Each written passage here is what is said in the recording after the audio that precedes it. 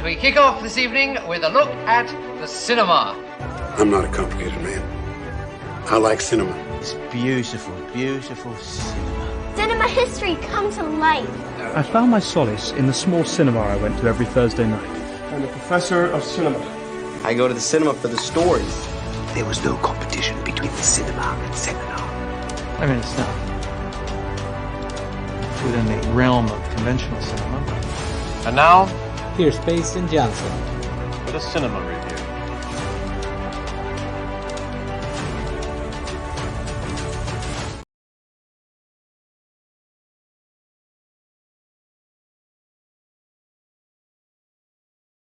EST, and thank you for joining me for another episode of the Cinemasters Reviews. I'm your host, Payson, the Cinemaster Johnson, and we got a very exciting review tonight. We are going to be reviewing Teenage Mutant Ninja Turtles Mutant Mayhem, as well as Meg 2 The Trench. And joining me to review our first film, when I saw there was a Ninja Turtles movie on the slate, there was only one guy I could get.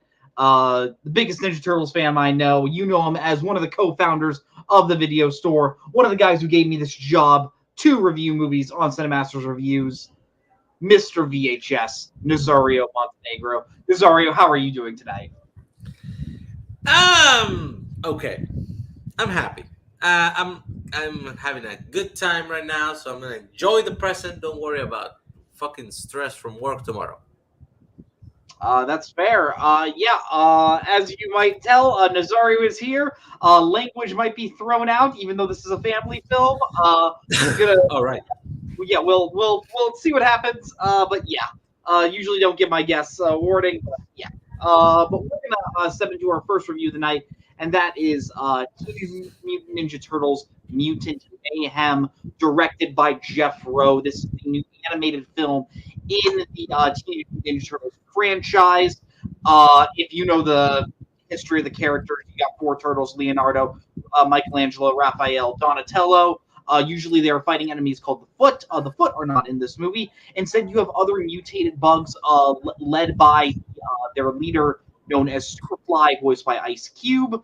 Superfly is another creature like the Ninja Turtles who was mutated on by Ooze. And the Ninja Turtles are essentially teamed up with April O'Neil, voiced by Ayo Edebiri, and they essentially kind of form like an allyship in order to stop Superfly and hopefully bring justice to mutants as a whole to show, hey, they're not all bad. Nazario, I'm not going to ask you what your opinions on the Ninja Turtles franchise as a whole, but let's just keep it mainly focused to the movies. What have been your thoughts on the Ninja Turtles movies thus far? Theatrical or like every movie? Let's just do theatrical because there's so much. I just want to keep it a little focused. First one from 1990 is perfect. Top 10 movie of all time in my list. I love it. I love how it takes the best sides of the cartoon and the comic that came before, mix them up, and does a great story. The sequel, it's fun, it's nostalgic, but it's way simpler, and it's just like a good time if you're a child. 3 is trash. TMNT 2007 is a good movie, but not a good Teenage Mutant Ninja Turtles movie. Because 1, it doesn't find a balance between the 4 brothers. It just focuses on Ralph and Leonardo. And 2, it does a story with aliens and ancient creatures that have nothing to do with the lore of the Turtles, which is fine, but it doesn't really feel like it was what it wanted to be. Now 2014's Bay Turtles, the first one, shit. The second one, a little better, still shit.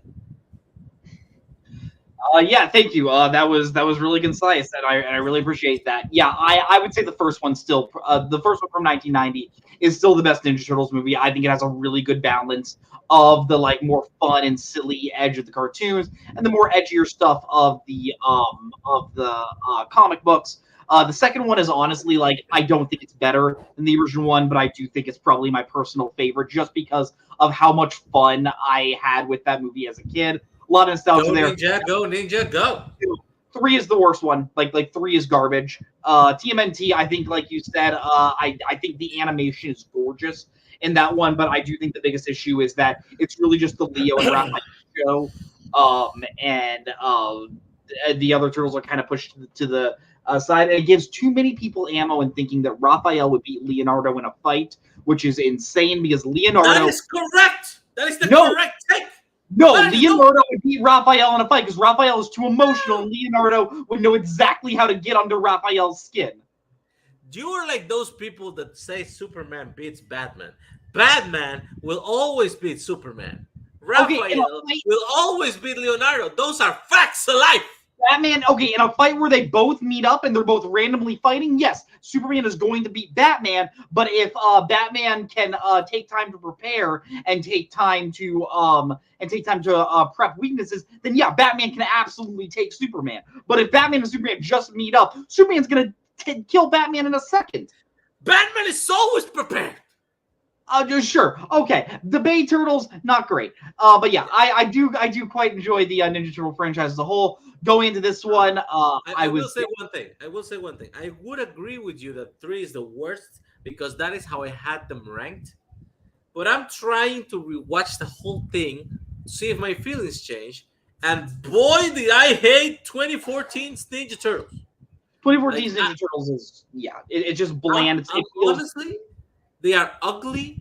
They are unappealing. They are gigantic, mutated freaks that are not clever, cool, or enjoyable. And April suddenly, because it's Megan Fox, it's like she saves the turtles. She makes the turtles. She names the turtle. She beats Shredder. This is the April show. I really think I'm gonna put that one below 3 because for whatever it falls, 3 at least had one joke that I always laugh at. So 2016's Turtles, the one thing that I think puts that over 2014's Turtles is at least Out of the Shadows is actually focused on the Ninja Turtles. Like, they are the main characters, while 2014's, like you said, is the April show. Actually, it feels like they took, like, the 2014 Turtles have, like, a bunch of shit on them. Like, they are, like, way over designed. And even though it's basically the same design for the sequel, I do think, like, they took some stuff off.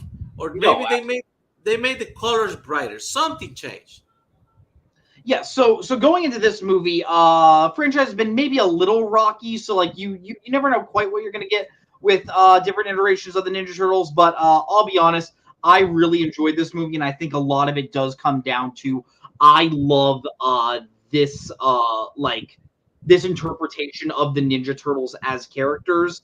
Leonardo, Donatello, Raphael, and Michelangelo. One thing I love about this movie is they are not like they are teenagers in this movie, and they like you don't have adults voicing these teenage characters. No, you have actual teenage actors voicing these characters, and I love how they sound younger. They actually sound like kids. They're acting like kids, and I just love their dynamic as a whole as characters. I think each of the Turtles, for the most part, get their moment to shine. I definitely do think Leonardo and Donatello are probably given the most amount of time with the Turtles. I think you probably could have maybe separated the characterization of Raphael and Michelangelo a little bit. Raphael isn't quite as like mean-spirited as he is in certain other iterations, but I did really, really enjoy this version of the Turtles. Real quick, I just want to shout out the voice actors. Nicholas Cantu as Leo, Micah Abbey as Donnie, Shimon Brown Jr. as Mikey, and Brady Noon as Raph. I think they all do a great job. Nazario, real quick, what did you think about this iteration of the Turtles as a whole?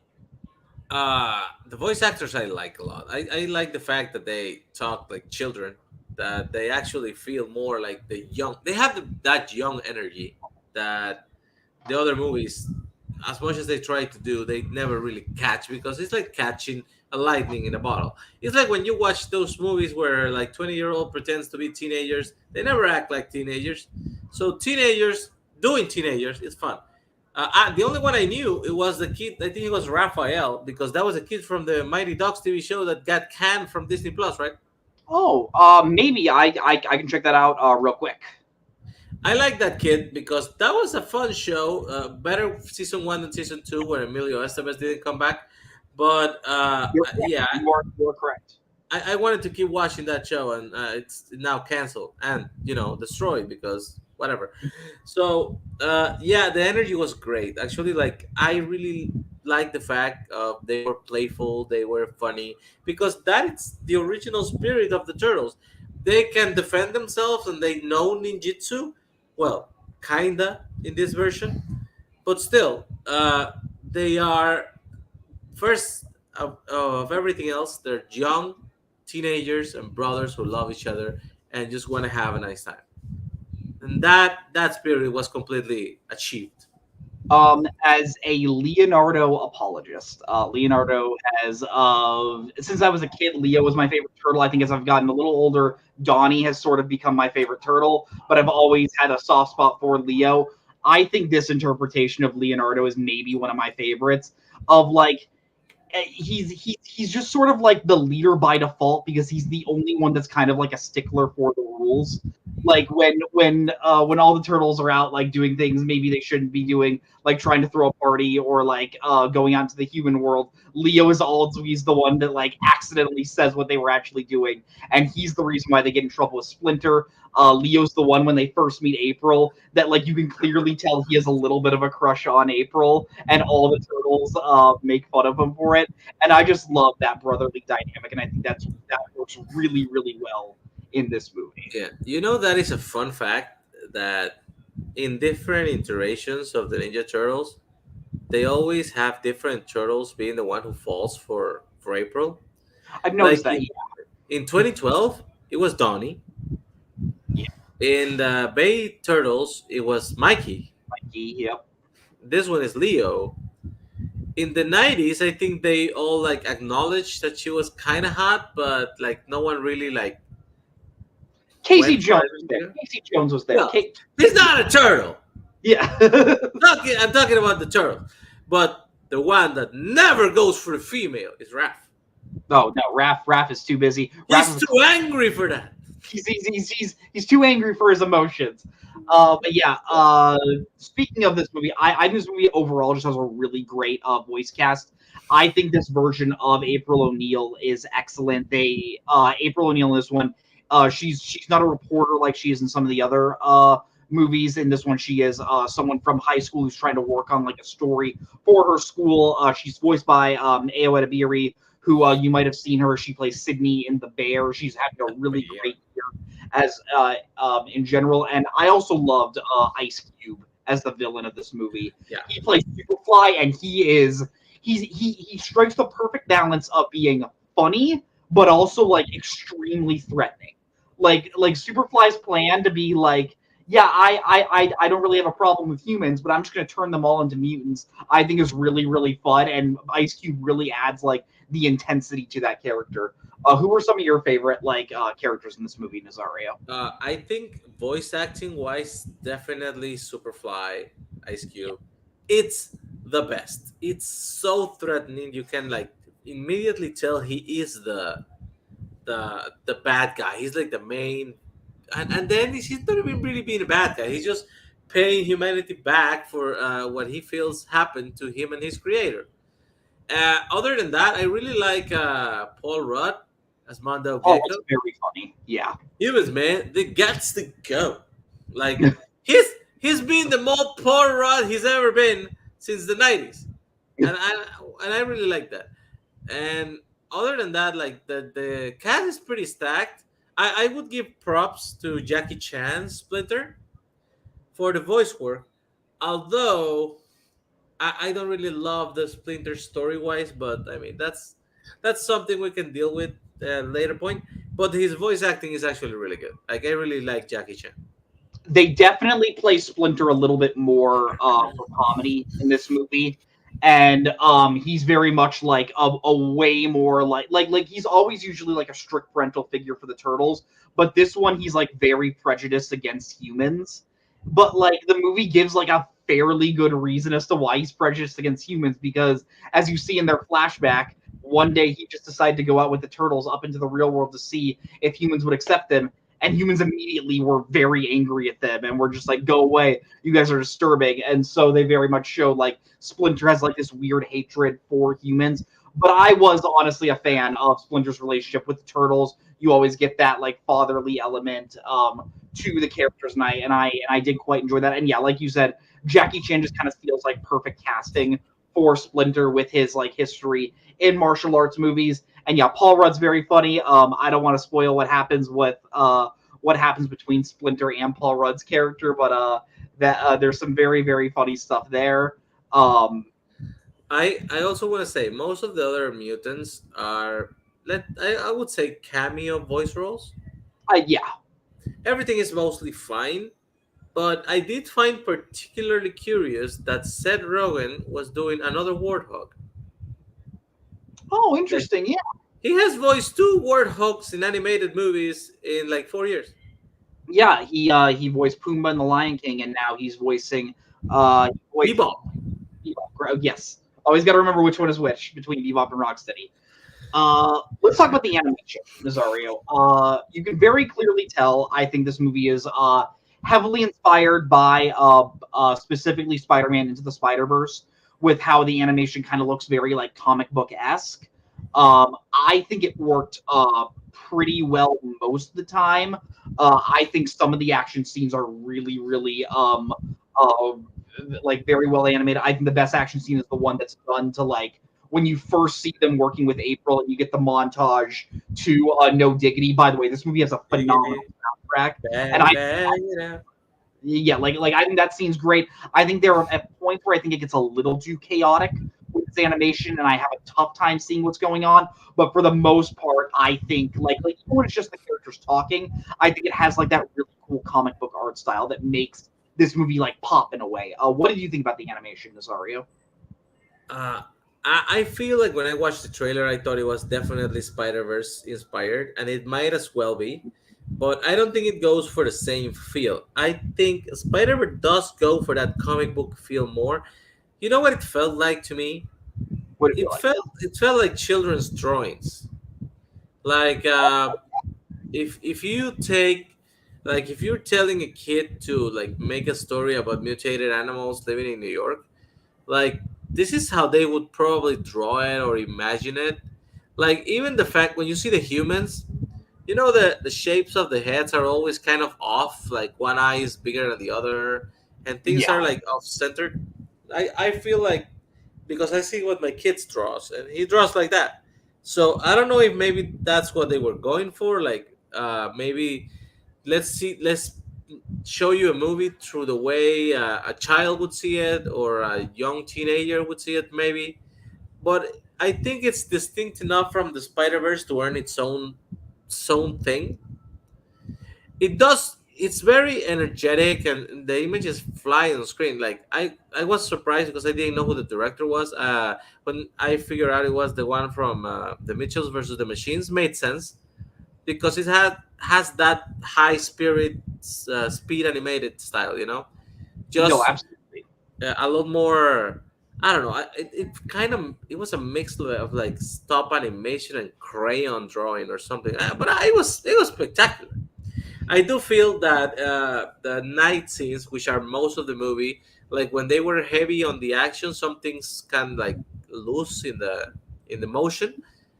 But it's like I'm probably gonna get that fixed on a couple of rewatches anyway. So No, that's absolutely fair. Yeah, I think your main point about like this movie feels very fast. Like you're watching a lot of things happen at once, and I think most of the time that works. I think just some of the time, specifically in like honestly, like I think the final action scene gets a little too cluttered with everything, and I just kind of wish we just maybe had a little bit more focus and things could slow down a little because I was having a bit of a tough time like keeping track of anything. But yeah, for the most part, even when it's just like characters talking, I think it really lends itself well to the humor. I think most of the jokes like work really, really well in this movie. Like I found it to be a pretty funny movie. One of the things I do enjoy is that Donatello, often known as like the nerdier turtle, big Attack on Titan fan. I also love Attack on Titan, so I will give you big props. When it came down to beating like their like fine, yeah.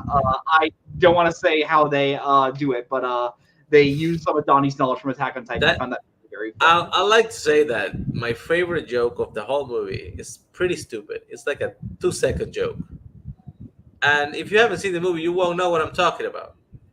But it is when they do what they do in the final fight, and then the one horse drops, and Superfly Big Mouth is like, "That's it, one horse. I don't need that horse."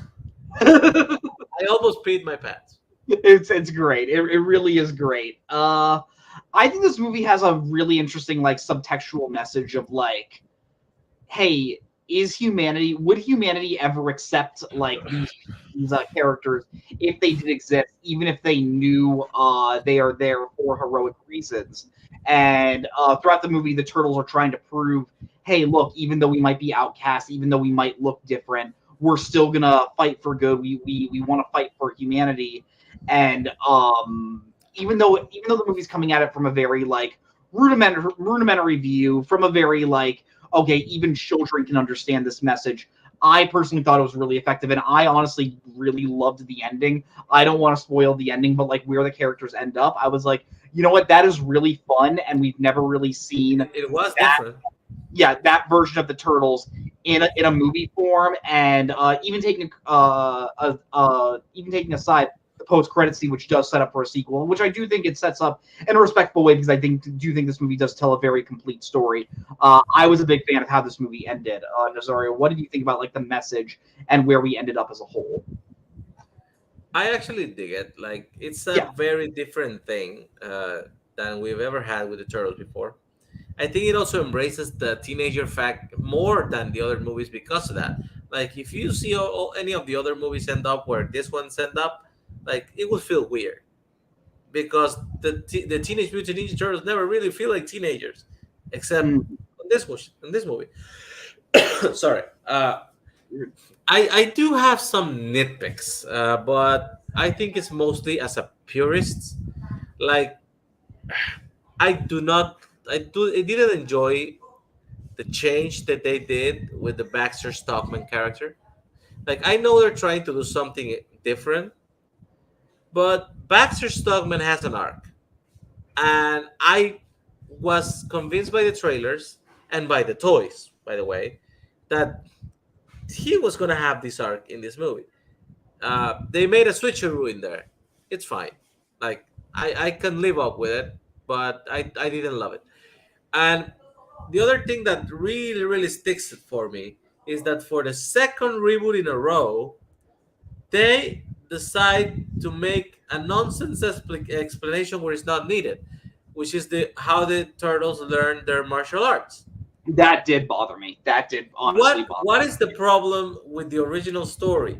You have Hamato Yoshi, you have Orokusaki, the rat is a ninja, so she teaches ninjutsu. I'll say this. I'm not going to spoil how it is for this movie, but it is better than finding a fucking book in the sewers. It is, yeah.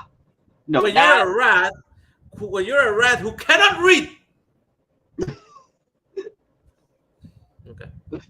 No, yeah. I seeing how this movie did the backstory for the how the turtles learned ninjutsu, that did honestly bother me a little, just because we're now doing the second franchise in a row where they aren't taught from someone that knew ninjutsu previously. We're taught from someone that just like learned it through like the strangest methods ever. It definitely goes for a more like comedic point of view, and I don't think this is going to be like an issue that like most people have. But as someone that does have like this love for the franchise, I do kind of wish, like, man, why can't you just make Splinter the rat? Like for me, my favorite origin always is Splinter is the pet rat of Master Yoshi, and he is the one that like watches. I know in some iterations they make that Splinter was Master Roshi, Master Yoshi to begin. I'm not always the biggest fan of that one, but I like it more when he's the pet. A part of me definitely did kind of wish we could go back to that. Zario, before we head into final ratings, is there anything else you want to say about this movie? One thing. This is all me. This is not me reading spoilers or future production notes or whatever. You do realize that Cynthia Utrom is Krang, right? Yeah, no, I definitely felt like they were setting up Krang. In case anyone doesn't know, Krang is a big Ninja Turtles villain in the Ninja Turtles canon. He's that like big pink brain. He's usually the one like operating the Technodrome. And if we get Krang in the next one, I would be totally down with that. Like her character, who basically she's the owner of TCRI or the director of TCRI or whatever, but she is wearing a bright yellow jacket with the suspenders and the big pink sunglasses that look very similar to the android that Krang uses in the 80s TV show. Also, her last name is Utrum. The Utrum is the name of the race of the Kranks. So I would not be surprised at all if in the sequel she just pulls up her shirt to her belly or something, and you see the big brain there in the middle. I'm calling it now. Yeah, no, I could definitely see that character coming back. Especially if you look at who provided her voice. This is Maya Rudolph's character, right? Yeah, Maya Rudolph. Yeah. Maya Rudolph sort of plays like this evil scientist, and like that storyline is kind of like unresolved in the movie. So I could very much see that coming back for a sequel. Well, Nazario, here at Cinemaster's Reviews, we do review movies on a scale of 0 to 10 videotapes. 0 is awful. 10 is incredible. If you're going to rate this movie on a scale of 0 to 10 videotapes, how would you rate this movie? 0 to 10 is a wide range, man. That is 20 different ratings that you could have. Yeah. Feels a little unnecessary. But I would say this is my Ninja Turtles movie. It is the best one since the original, because it is, at this point, it's almost impossible to top the original, to be honest. But I even though I really liked it, and I really do, like I really feel this movie is like a solid reboot, starter of a franchise. I love the possibilities that are coming. Some of the changes bother me. Maybe they will bother me less after, the TV show and the next movie and all the shit they're gonna do. But for now, you know what? I was gonna give it a solid 8, and I'm gonna give it a little bit more. I'm gonna give it an 8.5. A little bit there for all the hope of things to come, and hopefully we will finally get like a decent series of Teenage Mutant Ninja Turtles. Turtle movies without a dud somewhere in the middle, like at least 3. Like, give me 2 more so I can buy a trilogy set. That's all I want. Yeah, I'm gonna keep the 8.5 rating up because I'm gonna give it 8.5 as well. I think this is a really, really great animated movie as a whole. Like, even if you aren't like a diehard Ninja Turtles fan, I just think this version of the characters are just so enjoyable to watch interact with each other. I think it has a really great voice cast with Ice Cube, with Paul Rudd, with Jackie Chan, with all the 4 voice actors that voice the Turtles. If you have a chance, I think kids are going to love this movie. So if you had kids, I would really recommend going to see this in theaters. Or if you just want to go see a really fun blockbuster, I would also just recommend going to see it in theaters because it's a really, really great time. So 8.5 from both of us. Nazario, thank you so much for showing up tonight. Before you head out, is there anything you want to quickly plug? Watch the League of Cinephiles this weekend till the end of the month. They're gonna be putting all the final event kind of thing for the year. I'm the champ there. You know this? I'm the League of Cinephiles single champ. I will be defending my rightfully earned title. I think in about 2 weeks or so. It may look like Batman has my number, but remember, I'm fucking Raphael. Well, let's not hope. Let's just hope he's not Leonardo, because we truly know how that would go. Nobody likes Leonardo. What's wrong with you? I love Leonardo, Nazario, and I also quite love you. Thank you so much for showing up tonight. It's always great to talk movies with you. Have a great night, Nazario. Bye, guys. Always fun to hear from Nazario. Him, Mike, and Kelly are the 3 people that actually help run the video store. I'm always very thankful that they gave me this job. But we are going to be moving right in to our second review of the night, the second major movie that was released this week, and that is Meg 2: The Trench. This is the sequel to the Meg, the 2018 movie, directed by John Turteltaub. Meg 2 is going to be directed by is actually directed by Ben Wheatley. Kelly says we already voted Donatello is the best turtle. I would agree. I'm always a Leonardo defender, but even I have to respect greatness when that is, and Donatello is the best turtle. But I do digress. Meg 2 is set 5 years after the first Meg. We once again are focused on the character of Jonas Taylor, played by Jason Statham. He is once again sort of deep sea exploring on his station called the Mana One. We learn in the time between the Meg and Meg 2, his wife has died, but he's still taking care of his daughter. His daughter Mei Ying, who is essentially like the stepdaughter of Jonas, because Jonas married into Mei Ying's mother. Wow. Let me take a second. Jonas is kind of become friends with Mei Ying's uncle, who has also become a scientist on the Mana One. And essentially this movie, more Megs are still currently down in the ocean. So Jonas is hired to go underwater down into the deep sea trenches to see what's up. I'll be honest, if you were a fan of the first Meg movie, you're probably going to have a fun time with this movie. I think that first Meg was trying to be like a really big, dumb, fun action movie, big popcorn movie energy, one that you just see like in the heart of summer, and you just kind of turn your brain off and just have a fun time. Just watch Jason Statham fight giant underwater creatures. And normally I would be all for that, and I totally understand if people like that. I was personally not a fan of the first Meg. I think it just has one too many problems that I think this movie also has. But if you're a fan of that, I just want to get this out of the way. You're probably going to enjoy this movie. Jason Statham in this movie, he's playing the character of Jonas Taylor. At least that's what it says on the call sheet. He's really not playing Jonas Taylor. He's playing Jason Statham.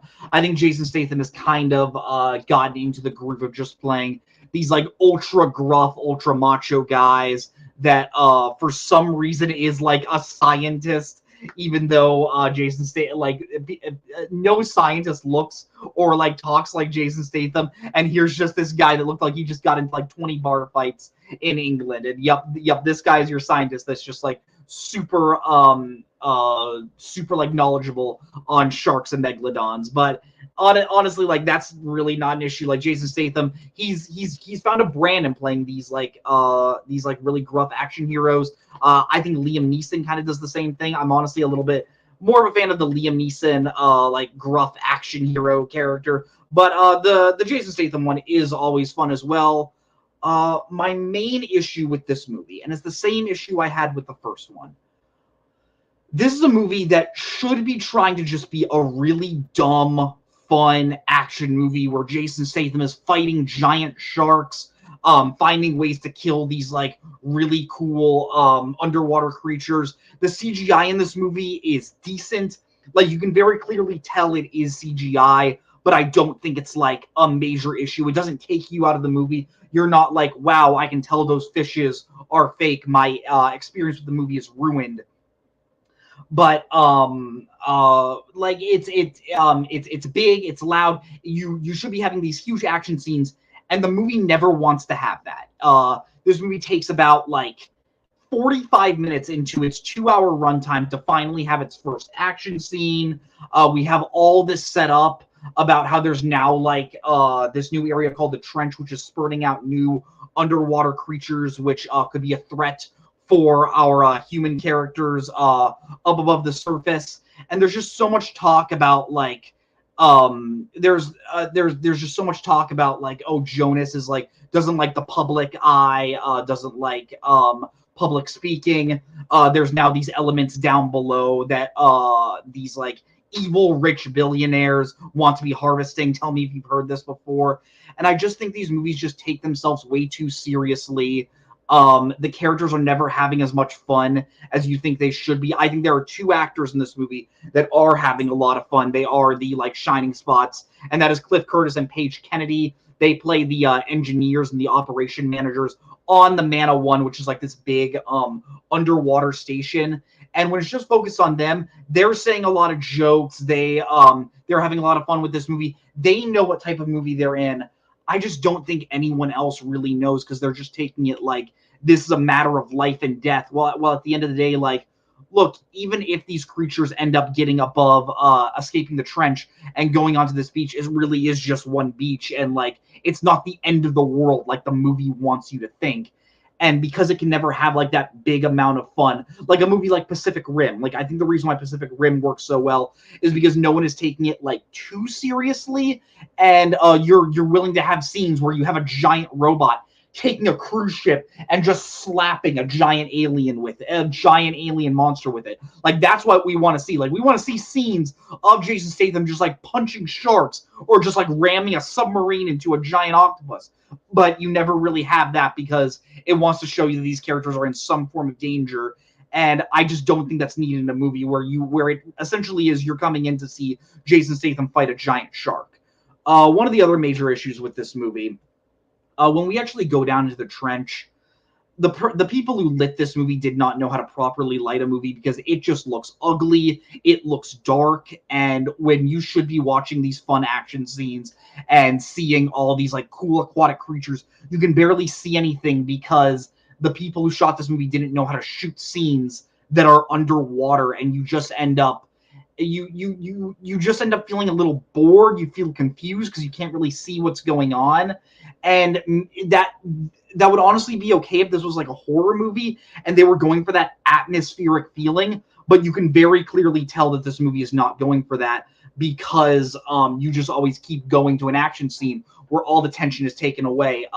Characters do end up dying. I'll give the movie some credit. No character that you really care about is ever in any real logical danger. The inclusion of Jonas' stepdaughter Mayhem is essentially just to add some form of dread of showing that, like, oh, you have this 14-year-old on the submarine in the trench. Doesn't that just make you feel more threatened?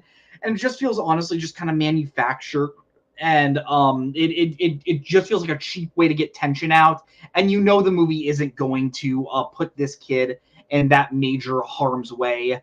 But yeah, when we are down in the trench, it's just kind of boring, and this takes up a good like 30 minutes of the film. It is funny the movie is called Meg 2 The Trench, and you maybe spend like at most 40 minutes down in the trench. But considering how boring the trench is, I'm actually kind of happy that we do eventually get up to the surface. I'll give the movie this credit. During the final act, when we do finally have the sharks and the giant octopus and like what I can only describe as like aquatic Komodo dragons attacking the beach, finally the movie allows its characters to have some fun, and it's fully like the humans versus these monsters, and that is where the movie is, to me, at its most fun. You have scenes where it's two characters trying to run to like a helicopter while the Komodo dragons are like flying through the going through the fields. You see the giant octopus tentacles like destroying docks, and of course you have the megalodons like coming and like tipping boats over. This is when the movie is at its most fun because you don't care about these villain characters. Like, they're essentially just these like greedy businessmen. I'd honestly like I usually wouldn't I wouldn't reveal that, but it's so telegraphed that these characters that for some reason are joining Jonas at going down underwater to see what's going on, you can very clearly tell they're just in it to betray him, and they're just in it to get the resources that are underwater, and you just end up not that interested in it. But when it is towards the end, when you do finally get Jonas finally fighting that giant shark, when you have Jason Statham running away from a giant megalodon while he's on a jet ski, that is when this movie is at its most fun. But honestly, it gets there a little too late, to the point where you're just not invested by the end. If I were to rate this movie on a scale of 0 to 10 videotapes, I think I would give it 4.5. I think it's honestly a pretty bad blockbuster. I'm not someone, when you do have a big dumb action movie, I do think those are warranted in Hollywood. I think they do have a place in our movie theaters, but I just want them to be made by the people that essentially know a little bit more about like what type of movie they're making, and not taking themselves like uber seriously. If I could relate this to another movie that came out earlier this year, I would relate it to 65 with Adam Driver. This movie doesn't take itself that seriously, but I think this movie and that movie just have similar issues where I just feel like a little bored when like I should be feeling like so much fun while watching this movie. I would not recommend seeing this in theaters. I think it's honestly kind of a waste of time. Even if you do catch it on TV, like you're not going to despise yourself, but you're not really going to have that fun of a time either. So yeah, Meg to the Trench does not get a recommendation from me. But thank you all for watching today. Remember to like this video and subscribe to the video store. We have new videos coming out every day. Just shout out to my team, Mike, Nazario, Kelly, everyone else here who makes content. We're all people that just love film, and we just all just want to talk to you. Next week, we are going to be reviewing Last Voyage of the Demeter. I already have a guest for that. Kirk Kolakowski, Cinemaster's Review's favorite, will be joining me, as well as Neil Blomkamp's new movie, Gran Turismo, adaptation of the game based on a true story. Who knows? But I'm going to be talking about it. Once again, remember to like this video, subscribe. Thank you all for watching tonight, and until next week, have a great night. And the award for most vapid film review of the century goes to... Okay, movie review. Okay, I thought it was beauty. And he's now in cinema hell, where one day we'll all be reunited. This is me at the Regal Cinema crying as I did through much of the film.